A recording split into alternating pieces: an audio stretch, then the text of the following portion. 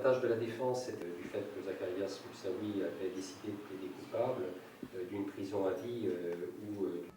Je me félicite que les jurés d'Alexandria n'aient pas prononcé la peine de mort contre Zacarias Moussaoui en dépit de la virulence des charges de l'accusation, de la pression de l'opinion publique et évidemment de l'émotion légitime des familles de victimes.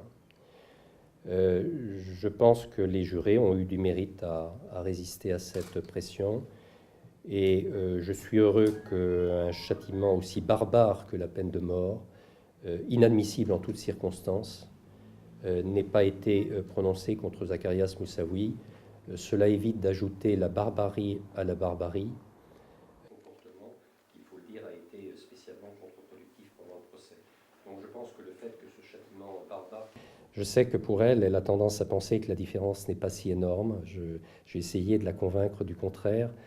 Mais en condamnation à la peine de mort, c'est évidemment une exécution, donc c'est irrémédiable, cela va de soi.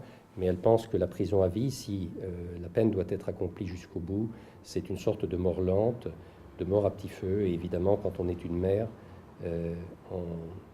on ne peut pas se satisfaire, on ne voit pas forcément la différence pour ce qui attend son fils.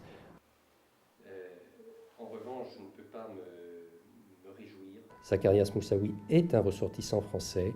Il est du droit et du devoir des autorités françaises de demander aux Américains que Zacarias Moussaoui vienne plus tard sans doute, je ne nourris pas trop d'illusions là-dessus évidemment, mais plus tard sans doute au moins accomplir sa peine en France, en espérant qu'à ce moment-là, la durée de détention ne sera pas celle qui lui a été infligée aujourd'hui par les jurés du tribunal d'Alexandria. Quand on est condamné au pénitencier, on y reste en principe jusqu'à la fin de ses jours. Or, c'est une peine dont je continue de